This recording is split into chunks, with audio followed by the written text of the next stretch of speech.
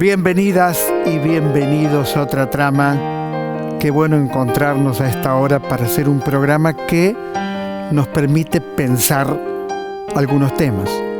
Por supuesto, siempre nos encontramos con el teatro, siempre nos encontramos con el cine, pero dedicamos hoy el programa al periodismo. Y yo te pregunto, en serio, ¿vos pensás que en este momento en la Argentina buen periodismo?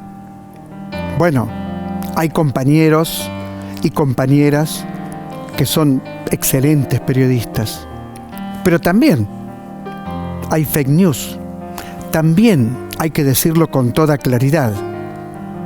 El periodismo durante los últimos años nos mintió a todas y a todos. Inventaron noticias, perjudicaron gente de la política, trataron de meter presos y presas a todo aquel que tenía un pensamiento distinto. La derecha, digámoslo con claridad, la derecha actúa siempre así.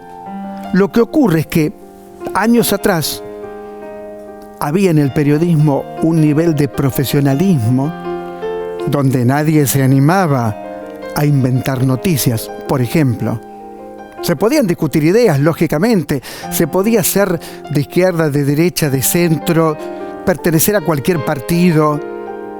La libertad es lo primero. Pero la mentira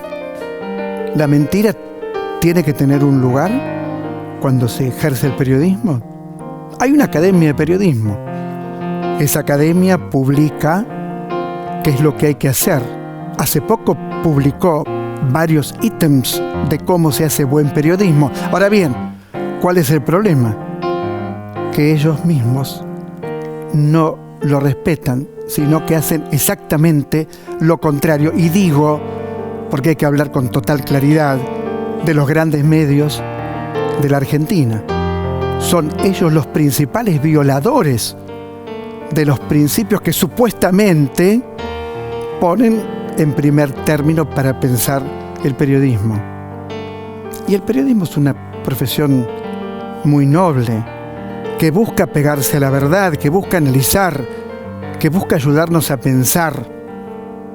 Y hay periodistas excelentes en todas partes. Uno de ellos, Gustavo Silvestre, a quien yo admiro, todos los días trabaja a favor de la democracia. Porque esto es lo único que se le puede pedir a un periodista político, por ejemplo. ¿Qué se le puede pedir?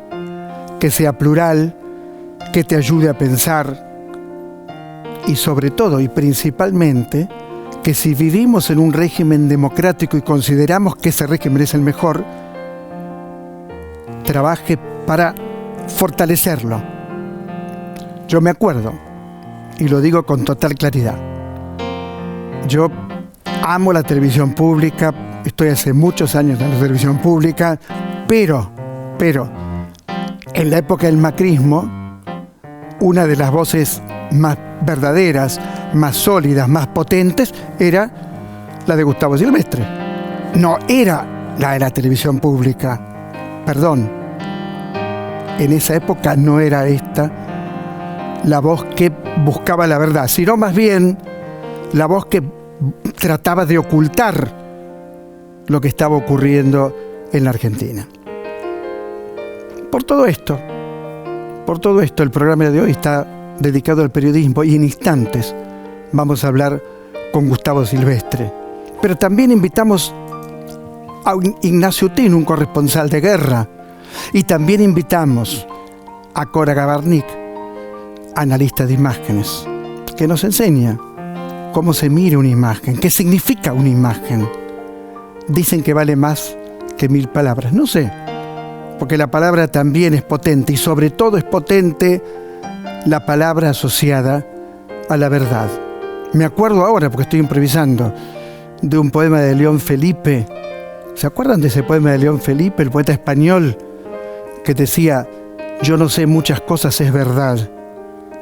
Digo tan solo lo que he visto, y he visto que la cuna del hombre la mecen con cuentos, que los gritos de angustia del hombre los ahogan con cuentos, y que vengo de muy lejos y sé todos los cuentos.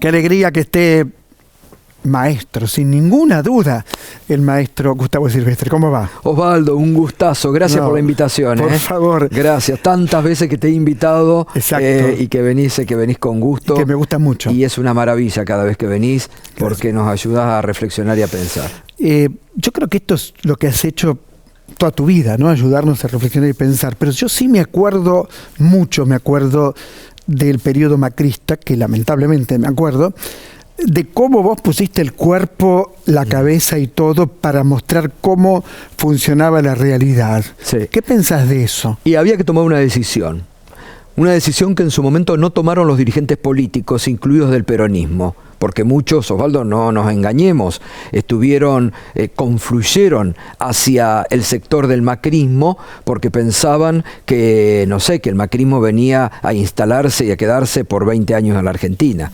Y había que tomar una decisión, y cuando nosotros empezamos a ver con este olfato que el periodista nunca tiene que perder, que la gente la empezaba a pasar mal, que nos llegaban las voces de los negocios que cerraban, de los sufrimientos de la sociedad por los aumentos del 1.700, del 2.000% en los servicios que ahogaban no solamente a familias, sino a las pequeñas y medianas empresas.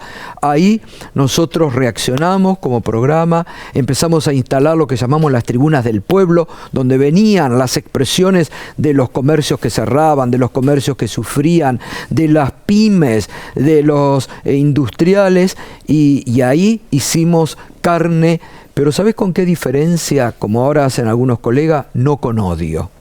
Cero odio. No atacando de la peor manera como hoy y en estos 3 años y medio han atacado a la figura presidencial. Con respeto, marcando lo que era una realidad. Difícil en ese momento, porque nadie lo quería ver. Porque, Osvaldo, yo participaba de reuniones con colegas que me decían: Gato, te equivocás, ¿qué estás haciendo? Tenés que sumarte a este tren.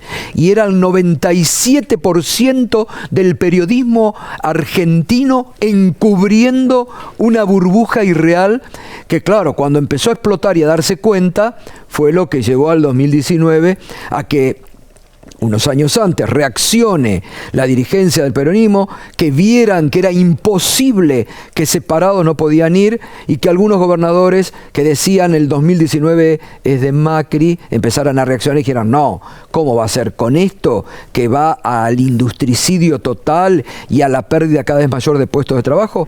Y bueno, ahí hubo que tomar una actitud de vida profesional y de compromiso con la realidad que asumimos y que ayudó incluso a enderezar un curso político y a decirle a la dirigencia del peronismo en ese momento: reaccionen, desunidos los pasan por arriba, tienen que unirse. Y bueno, no eran momentos fáciles, No, pero además estabas en un canal, C5N, donde metieron preso a los dueños. Claro, mientras, eso te iba a decir, mientras metían preso a los dueños, mientras nos amenazaban todos los días con que nos cerraban el canal o la radio, cobrábamos en 5 o 6 cuotas, hicieron maravilla, y siempre, porque mientras Fabián de Sousa y Cristóbal López estaban presos, estaba Ignacio Vivas, que era el CEO, con Carlos Infante, haciendo milagros para conseguir la plata, porque habían cerrado las cuentas, daban órdenes del gobierno macrista que no atiendan a nadie, que había que pisarlos. Hicieron maravillas y todo el personal, todos los laburantes de C5N y de Radio 10 y de las otras radios, que nos hicimos carne en defensa de nuestros puestos del grupo y salir abroquelados a defender nuestro trabajo y a defender lo que ese relato mentiroso que tanto tiene la derecha en la Argentina, ¿no? Y así surge Macrismo Explícito. Sí, en un año, en pleno periodo macrista surgió, en pleno periodo macrista, fue un anticipo de lo que se vino, porque incluso en ese libro yo hago una radiografía de cómo Macri llega al poder, de cómo Macri cambia. Cómo Macri cambia. Una cosa fue el Macri jefe de gobierno y otra cosa el Macri presidente, Ahí se volvió casi en un dictador. Todo el poder. Todo el poder era para él, ¿no? Y en ese libro, bueno, ya adelantamos todos los casos de corrupción que lamentablemente la justicia en la Argentina no ha investigado, ¿no? Bueno, ahí hay un punto importante. ¿Cómo el periodismo puede mentir? ¿Cómo puede mentir deliberadamente? Porque una cosa es un error y otro tener todos los días, y vos dijiste algo muy importante para mí, que es el ataque a la figura presidencial. Sí. Es decir, ¿cómo puede ser que se convierta a un presidente, todos los días lo conviertan en una figura débil, insustancial, sin ideas? Yo Osvaldo, soy de la vieja guardia, de los tipos como vos, que somos respetuosos de las instituciones. Pero lógico. Yo este año voy a cumplir 40 años de profesión aquí en Buenos Aires, pues yo vine de Concepción del Uruguay. Aprovecho, el próximo domingo cumple 240 años mi ciudad histórica. Bien. Y yo ya había empezado a trabajar en los medios de Concepción del Uruguay a los 16 años. Y yo empecé a trabajar acá el 30 de octubre de 1983. Voté por primera vez y fue mi primer trabajo, y de ahí no paré, gracias a Dios, hasta este momento, y sigo, ¿no? ¿Y la vocación cómo surgió? La vocación siempre estuvo. Pero siempre. Padre, madre, abuelos. No, tengo abuelos políticos, sí, pero siempre tuve esa vocación. Íbamos a la escuela primaria y con compañeros nos reuníamos en casa y grabábamos los fines de semana y grabábamos programas y hacíamos como que pasábamos música. Y después tuve docentes excelentes en el Colegio del Uruguay Justo José de Urquiza, que fue el primer colegio laico de la Argentina, histórico, fundado por Urquiza en 1849. Ahí, en esos momentos, bueno, yo hice toda la secundaria durante la dictadura. Empecé en 1976 y terminé en 1981, ¿no? Pero había algo que era muy bueno, que se llamaba Proyecto 13, que eran actividades extraescolares. Entonces a la tarde vos podías elegir entre hacer periodismo, teatro, y tuve una docente fascinante, la Queta Morera, que le metía polenta y nos incentivaba la lectura y nos incentivaba a que nos rebelemos, época de los militares te estoy hablando, y ella iba para adelante y bueno, y con ella ella fue la primera locutora mujer de Concepción del Uruguay, y nos metió esa pasión y empezábamos a hacer el periódico del colegio. Y después tenía un profesor de historia en tercer año, Edgardo Bisaño, que era uno de los locutores informativistas más importantes de LT11, y cuando terminé tercer año me invitaron a participar con Roberto Barosio, gran profesional ahí, de un programa, y ya no paré más. Ya seguiste todo el tiempo. Pensaba en este enfrentamiento permanente que se vive en la Argentina y en el crecimiento muy extraño. Yo ayer lo decía en el noticiero de este mismo canal.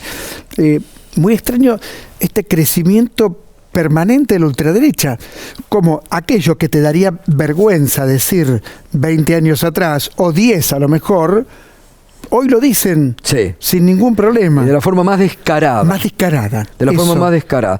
Vos sabés que a mí me sorprendió, Osvaldo. Yo creo que nunca vivimos que dirigentes políticos hagan una conferencia de prensa para aplaudir la represión como fue esta semana lo de Jujuy. No se puede creer, no se puede creer, para aplaudirla, para justificarla. Que dirigentes de la Unión Cívica Radical. Yo digo, todos los días recuerdo, yo fui muy amigo, gracias a Dios, de Raúl Alfonsín. ¿Qué va? Y yo no puedo, ahí en este libro, en el primero, en Intrigas, Alianzas y Traiciones, que eso es un resumen de lo que nunca se contó ni se vio desde el 10 de diciembre de 1983 hasta el 10 de diciembre del 2015.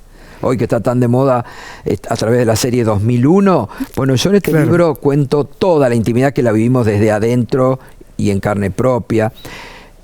1985 cuento acá por qué el juicio a las juntas estuvo a punto de no realizarse y que la voluntad política de Raúl Alfonsín, casi en soledad, le dijo un día a Estracera, que Estracera va al despacho presidencial y le dice: discúlpeme, presidente, ¿usted está seguro de esto? Y Alfonsín le dijo a Estracera: usted siga adelante, no pare para nada. Qué maravilla recordar a Alfonsín, qué bueno, ¿no? Qué político. Y cómo los radicales de hoy lo han ocultado. Bueno, los radicales de hoy son una vergüenza, en líneas generales son una vergüenza. Están apoyando permanentemente a la derecha. Perdamos elecciones, pero nunca con la derecha. Mirá vos lo que es ahora. Ahora, cuando pasa lo de Jujuy, yo no salgo de mi asombro. Lo escuchaba a Pichetto en una nota en Radio 10 y explicaba que vinieron bolivianos. No, sí, no, lo de Pichetto es una vergüenza. Pero digo, a ver, pues si vinieron bolivianos, ¿dónde están los bolivianos? Primero. Segundo, tienen todo el derecho del mundo de venir los bolivianos a la Argentina. Pero falta que digan que la autora de todo es Cristina Kirchner. Peor fue lo dijeron. Lo dijeron, que sí. Alberto Fernández y Cristina Kirchner. Sí, son los responsables. Pero peor fue el jefe de policía de Jujuy, que dijo que por la tonada eran porteños. No, eso fue maravilloso. Pero los mineros que bajaban desde los cerros, las comunidades aborígenes, que eran todos porteños disfrazados de mineros, de las comunidades aborígenes, es una locura, es un disparate. Pero digo... Pero dicen estas cosas. ¿Cómo puede ser que lo digan? Vergüenza. Claro, eso. Porque además todavía hoy, tienen un marco de protección mediática muy grande. Muy grande. Tienen un marco de protección mediática muy grande. Y esto es lo que a mí me desespera de parte de los que... Como dice el Pepe Mujica sabio. Y el Pepe dice... La derecha se une por intereses y los sectores progresistas nos dividimos por las ideas. Y es penoso este momento de la Argentina, donde los sectores del campo nacional y popular están divididos, no dialogan, porque no se dan cuenta de lo que tienen enfrente. Es una vergüenza que haya dirigentes políticos que están dejando pasar y que le van a entregar en bandeja un país que va a ser espectacular en los próximos años con lo que ha hecho este gobierno en el gasoducto Néstor Kirchner, que va a permitir que explote lo que se llama Loma Negra, en todo lo que ha dejado. Por eso sería imperdonable que hagan las cosas mal para que gane la derecha en la Argentina. Pero la pregunta es, ¿por qué? Digo, nuestro discurso, ¿no? Hablamos dijo el Mosquito, vos sos Gustavo Silvestre. ¿Por qué no llegamos a la gente? ¿Por qué hay gente que cree que la tonada porteña tiene que ver con lo que ocurrió en Jujuy? ¿Por qué? Porque la batalla cultural, anoche lo decía Liliana López Foresi en el programa, yo lo vi. La batalla cultural se ha perdido. Porque no se ha sabido, no se ha querido y no se ha podido construir un relato, no mentiroso. No mentiroso, todo lo contrario. Un relato de lo que realmente es y se ha hecho en este gobierno. Pero acá ha habido dirigentes del ex Frente de Todo que se dejaron ganar por el relato mentiroso de la oposición. Totalmente de acuerdo. Y bajaron los brazos y esmerilaron a un gobierno. Fíjate todo lo positivo que se hizo con el tema vacunas, por ejemplo. O sea, ¿cómo fue tan importante que la Argentina tuviera la reacción que tuvo frente al COVID? Fue muy importante ese momento en la Argentina. Denunciaron al presidente de la nación porque traía las vacunas por envenenamiento. Entonces la locura total. Vos fíjate que hoy el candidato a vicepresidente de Patricia Bullrich, proponía cobrar la vacuna contra el COVID. Sí, proponía locura. Entonces, pero en el medio de la cuarentena, que fue una cuarentena a nivel mundial, porque acá hasta nos quisieron hacer creer que la Argentina era el único país del mundo que vivió en cuarentena. Claro. Hasta en eso nos intentaron hacer nos creer. Nos privaban de la libertad. Ah, sí, las escuelas estaban cerradas porque había una decisión política, basta de es una locura. Y en el medio de eso estaban, instigando a que la gente salga, que se contagie. Exactamente. ¿De cuántos contagios se habrán hecho ¿Cuánta gente responsables? Claro, que lo habrá muerto, ¿no es cierto? ¿Cuánta gente murió por ese tipo de camino? Tremendo. Hay esperanza. Siempre hay esperanza. Siempre hay esperanza. Yo siempre digo que para todo hay, bueno, lo dice el Eclesiastés, para todo hay un tiempo, ¿no? Pero hay un límite, ¿no? Y las sociedades, lo demostró Jujuy, las sociedades tienen un límite, ¿viste? Y el de arriba aprieta pero nunca ahorca. Fue muy conmovedora tu entrevista al Papa. Ah, fascinante. Y cómo el Papa se ha puesto, en mi opinión, en la vanguardia anticapitalista mundial. Sí. Esto me impresiona mucho. Sí, vos sabés que lo del Papa, te voy a contar una infidencia, porque a mí me pasó una cosa singular con el Papa. Cuando él era cardenal acá teníamos una relación, pero él era una relación de respeto, él nos invitaba, sobre todo cuando caía la Navidad, a un brindis. Ahora, querías preguntar algo de actualidad y se iba a otra mesa, seguía brindando, nada. Y cuando la época del macrismo, que lo atacaron duramente, le hicieron campañas en contra desde el macrismo. Papa comunista. Trolaje macrista, inventó las peores cosas. Yo ahí también tomé, primero porque tengo realmente respeto por su figura, porque soy católico, creyente, y tomé también casi en soledad, porque también hay que decirlo que muchos obispos argentinos se mandaron a guardar y no lo defendieron nunca. Nunca, al contrario. Nunca. Y el episcopado argentino también estuvo bastante en falta, ¿no? Y yo tomé la defensa, pero es un papa argentino. Hoy es la persona a nivel mundial que está en el número uno. A nivel moral, de ejemplo. Y tomé, y tuve sobre diciembre del 2019, vos sabés que estando Juan Camolina, que es muy amigo del Papa, haciendo un retiro en el Vaticano, me llama un día y me dice: el Papa te invita a que vengas el 6 de enero a verlo. Impresionante. Yo no podía creer, le digo, pero ¿cómo es esto? Claro. Te invita, pero ¿con quién tengo que hablar? Con él. Vos pasame con quién vas a venir de tu familia, y él... Y bueno... Y fuiste. Y fui el 6 de enero del 2020, estuve en la misa privada en Santa Marta con él, 6:30, y cuando me volvía, le llevamos alfajores con mi familia, fui con mi esposa y con una de mis hijas, y tuvimos un encuentro maravilloso y la misa ahí. Y vos sabés que cuando nos volvíamos, estaba por tomar el avión, que nos volvimos ese día, me llamó por teléfono para agradecerme por la visita. Y a partir de ahí quedó un vínculo extraordinario, que yo nunca he revelado porque no me interesa. Yo le escribo y él me responde inmediatamente, y ahora que salió del hospital el otro día le mandé un correo y me dijo: estoy bastante bien. Está bastante bien. Está muy bien, por suerte. Y con los 10 años de papado, yo jamás le pedí una entrevista. Yo soy muy respetuoso de eso. Nunca le había pedido una entrevista. Bueno, estabas en tu derecho de pedir una entrevista periodística. Pero yo soy respetuoso, no trato de la confianza que él me ha dado. El canal pidió una entrevista por los vínculos formales y, bueno, vi a la embajadora, que es una persona maravillosa, la embajadora argentina ante la Santa Sede, y pasó el tiempo. Bueno, él dio 2 o 3 entrevistas a Daniel Haddad, a La Nación, a Elisabetta Piqué y a Jorge Fontevecchia. Y 2 días antes de que cumpliera los 10 años de papado, yo le envié un correo diciéndole: aprovecho a saludarlo con anticipación, querido padre, le mando un fuerte abrazo, rezo por usted, por estos 10 años pontificados. Vos sabés que a las 2 horas me responde y me dice: yo estoy en deuda con usted, porque a usted no le he dado una entrevista. Disponga el día y véngase cuando usted disponga. Y bueno, fue una cosa magnífica porque estaba muy bien. Nunca había hablado de la Argentina con las advertencias que hizo Francisco, que hoy habría que volverla a escuchar, habría que volver a poner.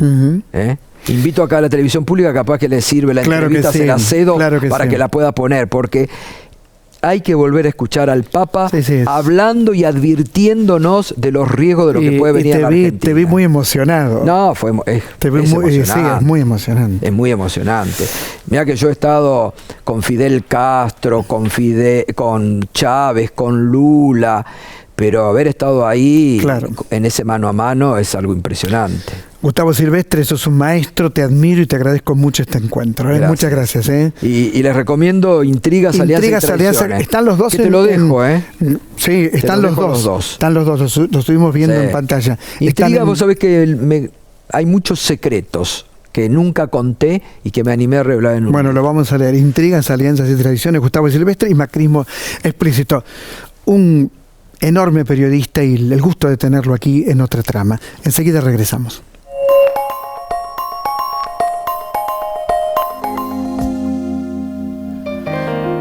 Hay un filósofo que, confieso, me acompaña siempre porque tiene una actualidad descomunal, absolutamente descomunal, y es Baruch Spinoza, el gran filósofo judío.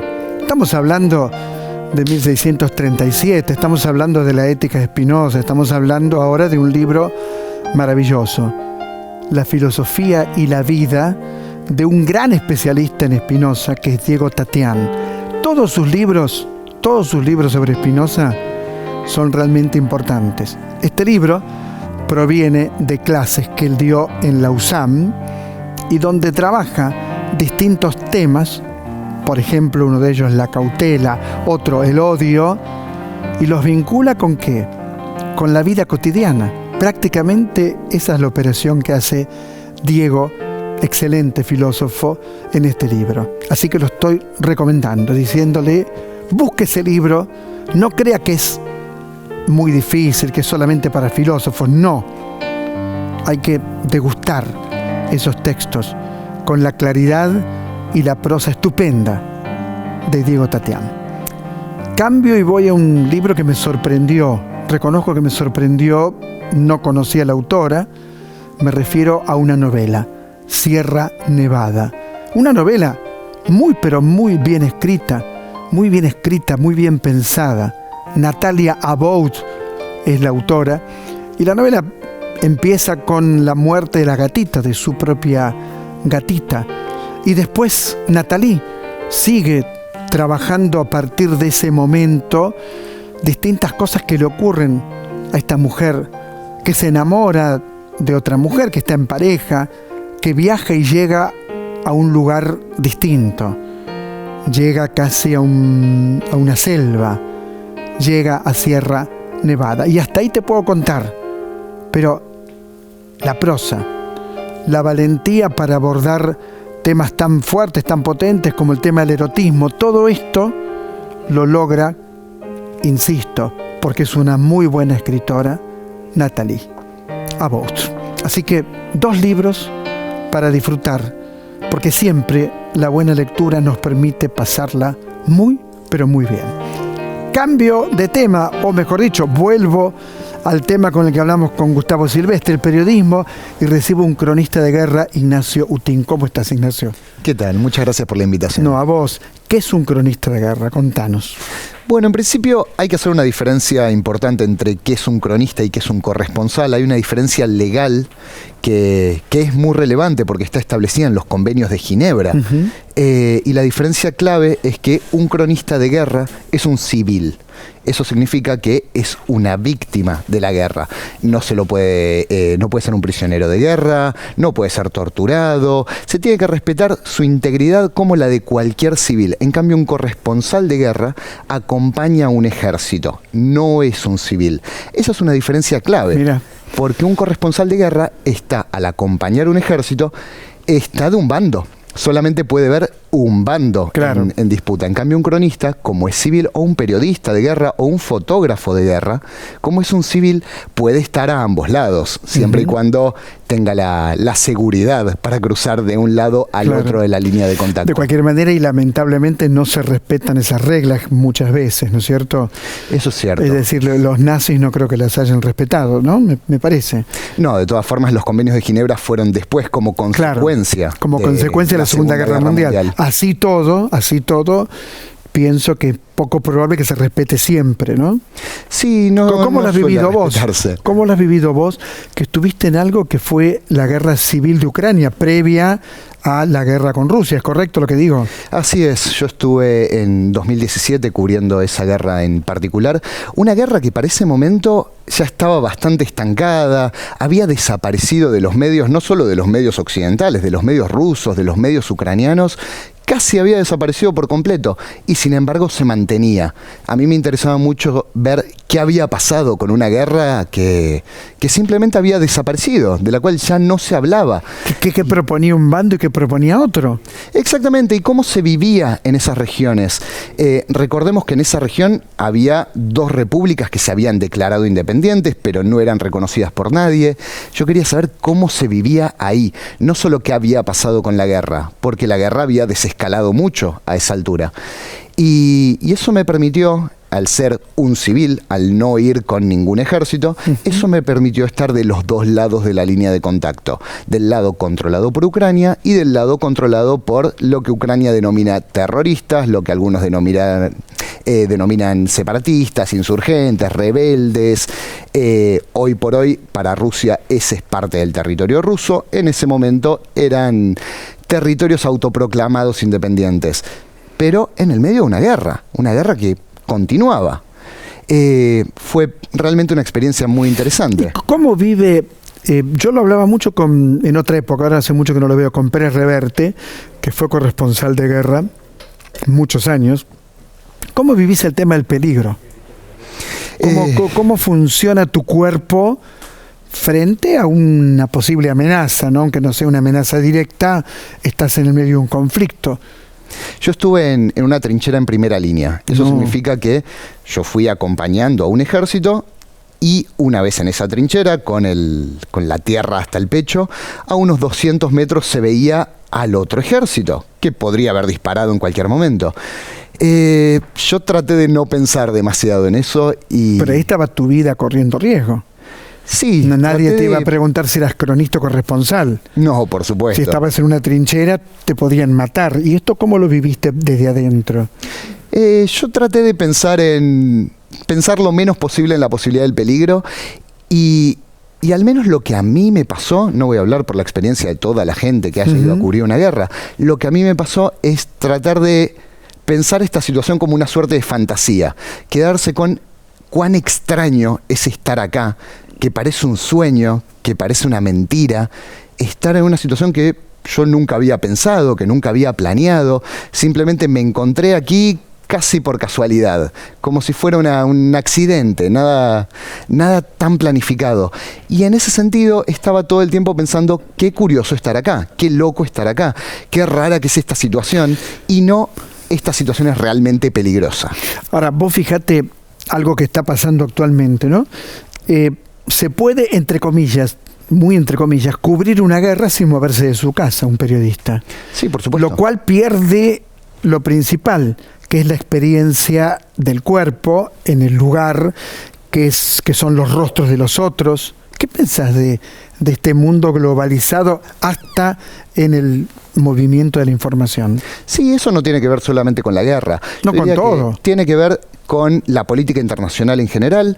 Hoy por hoy es muy difícil viajar a cubrir cualquier tipo de evento, es muy difícil, es muy caro, lleva mucho tiempo, con lo cual lo que pasa en la práctica es que toda la política internacional se cubre a través de terceros, sean agencias de prensa, sean medios extranjeros. De alguna forma terminamos volviendo a masticar lo que otros ya masticaron. Bueno, yo soy de la vieja guardia, yo no puedo soportar esto que vos decís. O sea, yo prefiero siempre el corresponsal en el lugar, que va a ser una crónica que va a tener vida, que va a tener vida, que va a tener, en el mejor sentido de la palabra, sudor, sangre, en el mejor sentido de la palabra, metafóricamente, la va a tener si estás ahí, no si estás en Google, ¿o no? Sí, por supuesto, y además eso le agrega humanidad, pero además, más allá de las historias humanas y de cómo podemos sentir el estar en el lugar, el enviar a alguien a cubrir un evento en particular, además nos da una perspectiva argentina, nos da una perspectiva desde nuestra idiosincrasia. Ahí está el punto, ese es el punto, desde nuestra manera de narrar, desde nuestra manera de ver, que no es la misma que puede tener un inglés. Por supuesto. Es distinta. Y además nuestra realidad es distinta, nuestra realidad política es distinta, nuestra historia es distinta, con lo cual no es lo mismo volver a masticar lo que ya masticó un medio, por ejemplo inglés, que enviar a alguien. No es lo mismo. Pero por supuesto que no es fácil. Además, estamos en un mundo que, por supuesto, es muy globalizado. Están pasando cosas en todo el planeta todo el tiempo y no se puede enviar gente a todos los países todo el tiempo, por supuesto. Pero hay casos excepcionales. La guerra en Ucrania es un caso excepcional. Fue un evento claramente disruptivo a partir del 24 de febrero de 2022 y eso llevó a que habláramos de temas que en general no suelen tocarse en Argentina. Entonces la pregunta es, ¿cuántos eventos realmente disruptivos, cuántos eventos internacionales realmente excepcionales estamos dispuestos a cubrir de esta forma? ¿Estamos dispuestos a dedicarle el tiempo suficiente, el análisis suficiente? No son tantos. No tantas veces miramos hacia afuera. Quizás sí, si hay elecciones en Uruguay, en Brasil, claro. Si pasa algo muy importante, como fueron en algún momento las protestas en Bolivia o las protestas en Chile, pero por fuera de nuestra región no hay tantos eventos tan disruptivos, tan excepcionales, como para dedicarles el tiempo que merecen. ¿Hoy irías a Rusia, por ejemplo, a Rusia-Ucrania? A mí me encantaría. ¿Te gustaría? Me encantaría. Sí, claro, porque además lo que está pasando en esta guerra, al menos visto desde Argentina, es un maniqueísmo muy claro. La idea de analizar esta guerra como blanco y negro, como buenos y malos. Y es una guerra que, como toda guerra, pero esta guerra particularmente, es muy compleja, tiene muchísimos actores, hay muchísimos intereses en juego, y es una guerra que no empezó el año pasado, que tiene 8 años de historia previa, sin contar todos los antecedentes 8 años. De Unión Soviética, de Segunda Guerra Mundial y demás. Eso significa que es un conflicto muy complejo como para analizarlo buenos, malos. Y así podemos, eso puede extrapolarse a casi cualquier otro tipo de evento de política internacional. No es fácil analizar una guerra, como no es fácil analizar elecciones o protestas, manifestaciones, cualquier evento realmente grande, realmente disruptivo, no es fácil analizarlo en 5 minutos. Siempre hay muchos antecedentes, siempre hay que meterse en la realidad de ese lugar en particular, que puede ser muy distinta a la nuestra.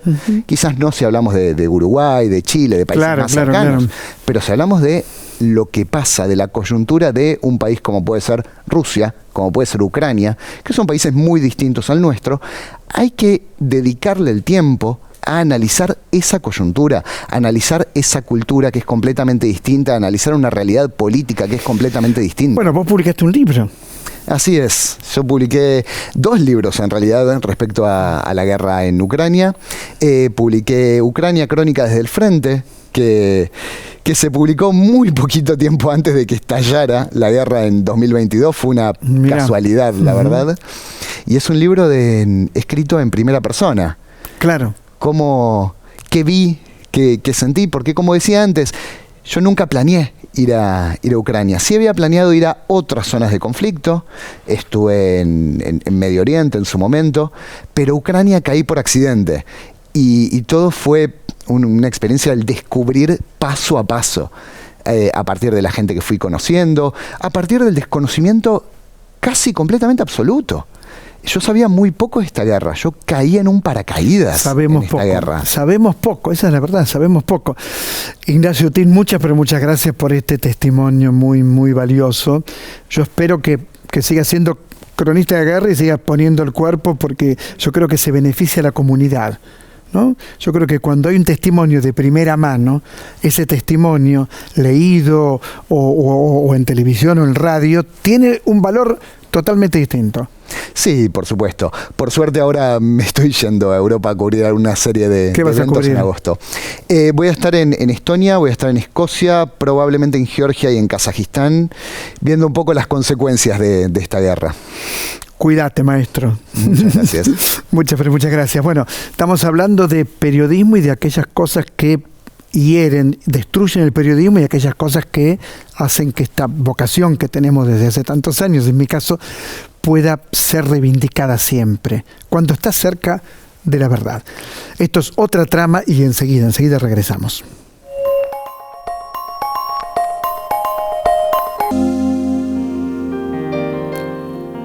No puede faltar en otra trama nunca el teatro independiente. Yo tengo el corazón allí. En La Tertulia, que queda en la calle Gallo, si no me equivoco, 826, los viernes a las 8 de la noche, podés ver un muy buen espectáculo teatral, Melodía Equivocada. Actúa Julia Funari, Mercedes Mastropierro, Pablo Mónaco, y la obra está escrita y dirigida por Fernando Lozano. De pronto se encuentran dos soledades. Se encuentra un hombre y una mujer con distintas frustraciones. En un hotel, como se dice comúnmente, en un hotel de mala muerte, en un hotel de paso, en algún lugar de la Argentina. Se encuentran y comienzan a hablar y van descubriéndose uno al otro. No te voy a contar el final, pero algo de una pasión que nace y se desvanece en la conversación, algo de cuerpos que se encuentran y se desencuentran, está presente en este espectáculo teatral que tiene muy buenas actuaciones. Y el teatro es territorio de los actores. De eso se trata el teatro. Si no hay buenos actores, por supuesto, hay caracterizaciones, hay escenografía, hay iluminación, pero lo principal son los actores. Así que te recomiendo una vez más Melodía Equivocada en La Tertulia.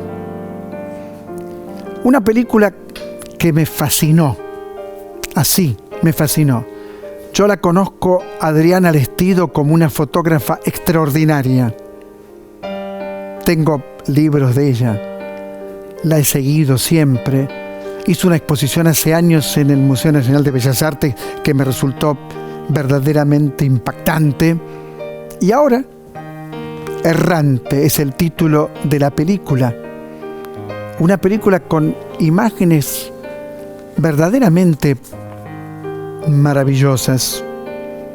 Ella registra los ciclos del inhóspito círculo polar ártico.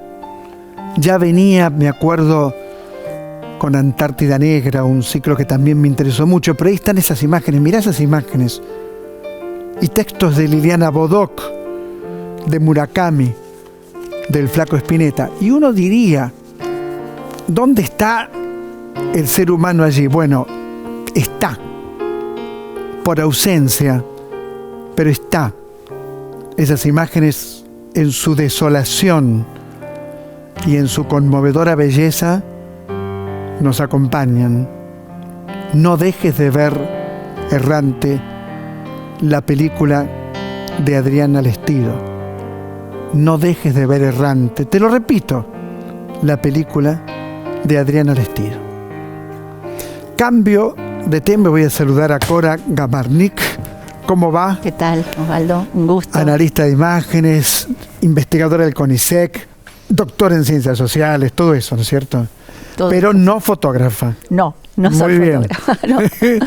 Pero trabajás la fotografía periodística, la pensás. Exacto, sí, la Contanos, estudio. Contanos.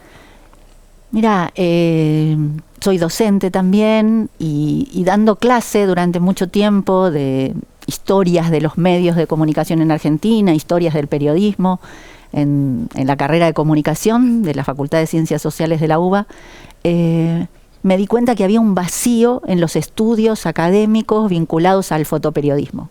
Había una ausencia de pensar las imágenes desde un punto de vista histórico, de pensarlas, digamos, no como una ilustración, no como un adorno, no como una parte del diseño de una página, sino como parte central del periodismo. Todo lo que plantean las imágenes, lo que dicen, lo que se puede extraer de ellas, las relaciones de las imágenes con las historias, cómo muchas veces un acontecimiento histórico lo tenemos en nuestras memorias a través de imágenes, y entonces, ¿qué dicen esas imágenes? ¿Por qué esas imágenes se transformaron en esa síntesis de ese acontecimiento? ¿Cómo se relaciona el acontecimiento con esa imagen en particular? Bueno, esos temas me empezaron a interesar y por ahí empecé a estudiarlos.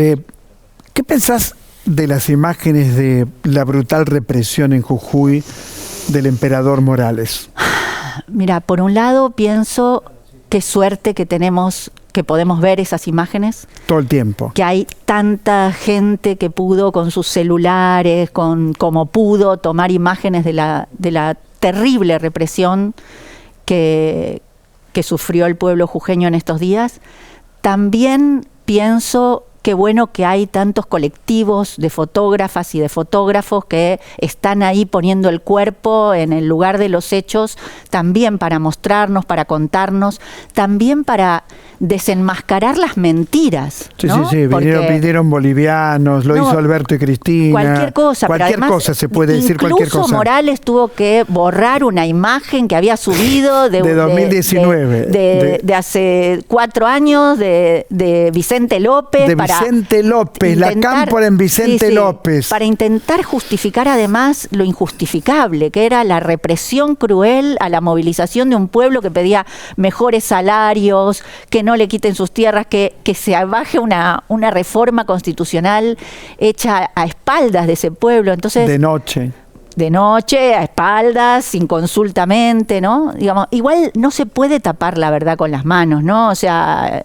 uno mira todo el cúmulo de imágenes y bueno, la verdad está ahí, es el pueblo jujeño el que hoy le está diciendo no a Morales, ¿no? Y ese es tu trabajo también, ¿no es cierto? Ese es mi trabajo Mirar también. esas imágenes y pensar. Fíjate esta que tenés atrás tuyo, ¿no? Bueno, darte vuelta es complicado en televisión. No, sí, pero, se ve muy bien. Pero digamos, se ve claramente de qué se trata. Mira, parte de mi trabajo es no solo el trabajo con imágenes históricas y con pensar la profesión de quienes hacen las imágenes, ¿no? Aquellos y aquellas que construyeron imágenes a lo largo del tiempo, sino qué pasa con las imágenes hoy, ¿no? Y también en esta vorágine de imágenes que pasan en las redes sociales, atrapar algunas, detenernos con algunas y poder analizarlas, hacer foco en ellas, digamos, ponerle palabras, contextualizarlas, porque también pasa eso, ¿no? Yo escuché las 2 entrevistas anteriores y pensaba cuánto se relaciona, ¿no? Por un lado,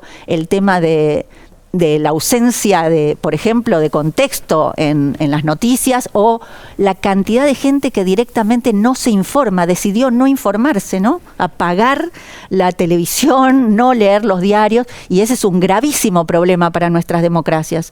Ahora, ¿qué hacemos? ¿Le echamos la propia culpa a la gente de que no quiere informarse o construimos mejores periodismos, mejores imágenes con más historias, con más contenido? Bueno, de eso se trata para mí, ¿no? Ahora, me apasiona todo lo que decís. Fíjate un fotógrafo que está en Jujuy, suponete, y toma la inmediatez de eso. Sí. Eso a mí me impacta. Sí. Tomar exactamente lo que está ocurriendo en ese momento, ¿no? Y eso permite después, no sé, escribir un libro de historia, a lo mejor. Tal cual. Bueno, además permite también entender lo que está sucediendo hoy allá, porque si hay algo que pasa con la fotografía es que tienen que estar allí, ¿no? Esta claro, famosa es el cuerpo, el frase, famoso, claro, tiene que estar el cuerpo. El cuerpo está allí, está la mente, el cuerpo y el alma, el fotógrafo está en el lugar de los hechos. Entonces hay algo todavía de la presencia del cuerpo que hace que el fotoperiodismo sea algo irreemplazable, ¿no? ¿Y qué pensás de aquello que no es fotoperiodismo, que es gente con celular? No, y es lo que te decía al inicio. A mí me parece que en estos acontecimientos es muy valioso que cada uno con lo que pueda, con lo que tenga a mano, construya imágenes, ¿no? Nos permita mirar lo que pasa. Después hay, por supuesto, la labor profesional de los reporteros, que es irreemplazable y que se nota la calidad, ¿no? Pero tenemos desde el asesinato, recordarás, el asesinato de George Floyd en Estados Unidos, que una señora que pasaba filmó el asesinato en vivo, un hombre negro asesinado por un policía blanco en Estados Unidos, y eso permitió condenar a los culpables, que se armó una movilización en Estados Unidos en contra del racismo fenomenal, que no hubiese existido si no estaba esa imagen. Entonces yo creo que es muy importante que nuestros aparatos celulares o cámaras fotográficas hoy son una herramienta de defensa que tenemos ante tanto atropello, tanta represión, tanto silencio, ante medios tan concentrados, con una sola voz. Entonces, tengo la impresión de que el capitalismo no puede domesticar esto. No puede domesticarlo. No puede, pues somos... No sí, puede. Efectivamente, por suerte, digamos. También de lo poco que no puede. También es verdad que hay un periodismo que está expulsando a fotógrafos y fotógrafas profesionales de los medios. Claro, o no le publican la foto. O están precarizando sus trabajos, o los despiden, o echan los staff enteros, o piensan que solo con alguien que mande una foto del celular alcanza. O sea, hay una precarización laboral peligrosísima también en el periodismo hoy, y al mismo tiempo la democratización del acceso a la producción de imágenes, yo creo que es una herramienta de defensa que tenemos. A lo mejor el periodismo también lo utiliza para destruir, ¿no es cierto? Cuando vos publicás, por ejemplo, fake news, sí. También te presto una pregunta, también puedes inventar las imágenes hoy. Bueno, de hecho lo hace, se hace, y la fabricación de fake news la hacen con imágenes basándose en la credibilidad tan fuerte que siguen teniendo las fotografías, ¿no? Uno cree en la imagen, tiene la costumbre de, en principio, si está ahí algo sucedió, entonces la duda va a venir después, o la desmentida viene después, pero la desmentida siempre es posterior, más lenta, tarda más, la lee menos gente, entonces es un verdadero problema. Veo un libro tuyo en pantalla. Hay un libro, sí, qué bueno. ¿Cuál es el título del libro? Bueno, es El fotoperiodismo en Argentina, de 7 días ilustrados, 1965, a la agencia Sigla, en 1975, de la editorial Arte por Arte. Y es una colección, esta es parte de una colección hermosa con otros títulos también vinculados a investigaciones sobre fotografía. Y esta es una investigación centrada en la historia del fotoperiodismo en la Argentina en estos años, más un capítulo de antecedentes que es, a grandes rasgos, hitos del fotoperiodismo en Argentina en la primera mitad del siglo XX. Y después centrada en esos años que son, imaginás que 10 años. Claro, ¿no? Que sí. Cora Gabarnik, ¿lo dije bien? Lo dijiste bien. Perfecto. Sí, muy bien. Muchas gracias. No, por favor. Pero muchas gracias. Da gusto escucharla, realmente da gusto escucharla. Y defendamos esta profesión. Defendámosla. Yo dentro de poco va a ser medio siglo que me dedico, mejor ni decirlo, pero defendamos esta profesión, defendámosla con gente como la que vino hoy a este programa. Y hay muchos otros que son excelentes periodistas, que ponen el cuerpo, que ponen la cabeza, que ponen la inteligencia. Es así, amamos el periodismo, sigamos amándolo. Hasta la semana que viene, muchas gracias por elegirnos.